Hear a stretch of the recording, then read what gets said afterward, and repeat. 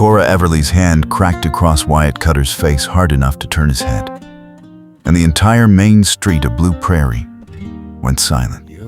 He had just pulled her out from under a runaway freight wagon, not 30 seconds earlier, his arms still braced around her waist, her heart still hammering from the nearness of death. But all she could see was the crowd gathering, the whispers starting, the way decent women pulled their skirts aside when Wyatt Cutter walked past. She would not be ruined by association. Not now. Not when everything else was falling apart. Wyatt's jaw tightened. He released her and stepped back, one hand rising slowly to his reddening cheek. His dark eyes held hers for a long moment, something broken moving through them before the shutters came down. He said, "Nothing."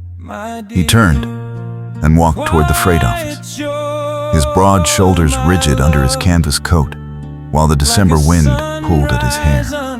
Cora stood there breathing hard, her burgundy dress filthy with street mud, her carefully pinned auburn hair half fallen, her hands shaking. Around her, the crowd erupted into scandalized murmurs. She had just publicly humiliated the man who saved her life, and she could not explain why without revealing the desperation clawing at her throat. Her father's trial started in 8 days. The land fraud charges carried a prison sentence. She was the only one who could prove his innocence, and she needed the town's respect to do it. Association with Wyatt Cutter, suspected of ties to the outlaw gang raiding freight lines across the territory, would destroy what little credibility she had left. She forced herself to walk toward the newspaper office, head high, ignoring the stairs. Her boots left uneven prints in the frozen mud. Behind her, someone laughed, sharp and ugly.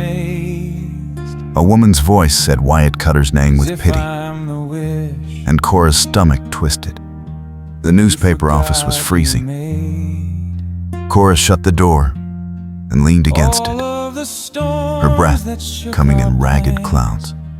The press sat idle in the corner, black iron and cold. Her father's desk was buried under legal documents and maps, evidence she had been sorting for weeks.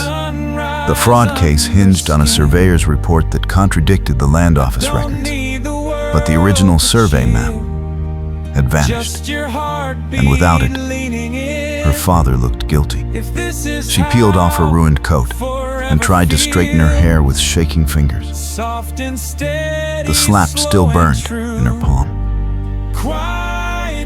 She could still feel the roughness of Wyatt's beard against her hand, the heat of his skin, the way his whole body had gone rigid with shock.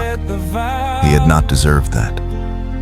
He had thrown himself between her and a rolling wagon loaded with iron freight, yanked her back with enough force to bruise her ribs, and taken a glancing blow to his shoulder that would leave him aching for days. And she had repaid him with public humiliation, but she could not afford to be seen with him. The rumors about Wyatt Cutter were everywhere. His younger brother rode with the Hayes gang, the same outlaws who had been hitting freight shipments and stagecoaches for 6 months. Wyatt himself had been questioned twice by the territorial marshal. People whispered that he fed information to his brother, that he was the inside man, that his respectable job as freight foreman was a cover. Cora had no proof either way, but she knew what the town thought, and she knew what would happen if anyone saw her in Wyatt Cutter's arms. The judge, hearing her father's case, was already skeptical.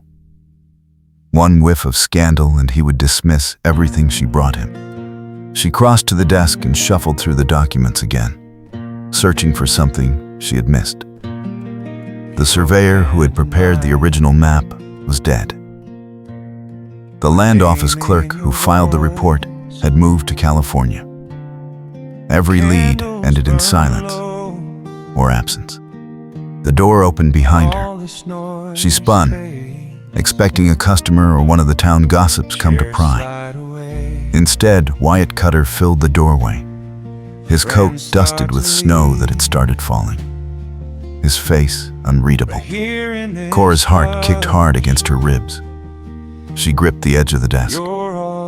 Wyatt closed the door and stood there, not coming closer. The red mark on his cheek had darkened. He looked at her without anger, without bitterness, just a deep weariness that made her chest ache. "I am sorry," she said. The words felt inadequate, but they were all she had. Wyatt's jaw worked. He shook his head once. "You needed to do it." "I understand." She blinked. "You understand?" He gestured toward the street. Everyone was watching. "You run a newspaper. Your father's on trial. You cannot be seen accepting help from me." He paused. "So you made it clear you want nothing to do with me." Smart. Cora stared at him. The simplicity of his logic, the absence of wounded pride, the way he saw straight through to her desperation and did not condemn her for it, hit her like a second blow. She opened her mouth and no sound came out. Wyatt pulled off his hat and turned it in his hands. "But I came to tell you something. The Hayes gang is planning another hit. 3 days from now, the northbound stage.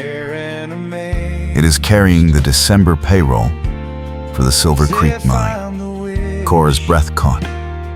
"How do you know that?" "Because my brother told me." Wyatt's voice was flat.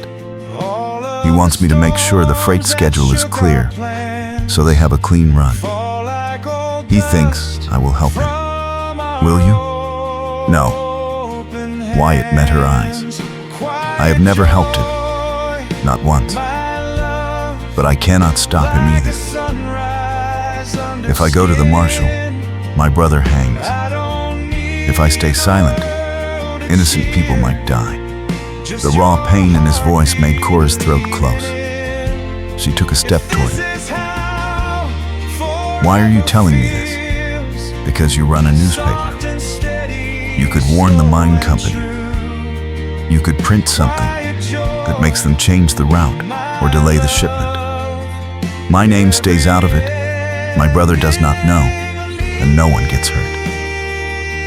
Wyatt's gaze held hers. "And because you are the only person in this town who might understand what it is like to be trapped between loyalty and doing what is right." Cora's heart was beating too fast. She thought of her father, framed by men he had trusted, facing prison because she could not find the proof to save him. She thought of Wyatt, standing here offering her a dangerous secret that could destroy him if she used it wrong, trusting her because he had no one else. "What do you want in return?" she asked. "Nothing." Wyatt put his hat back on. "Just warn them. Please." He turned toward the door. Cora moved without thinking, crossing the space between them and catching his sleeve. He stopped. She could feel the warmth of him through the fabric, the solid strength of his arm. When he looked back at her, his eyes were too close, too steady, too full of things she could not let herself think about. "I will print a warning tomorrow," she said. "But I need something too." Wyatt's brow furrowed. "What?" "The land fraud case. My father is innocent, but someone altered the survey records to make it look like he filed a false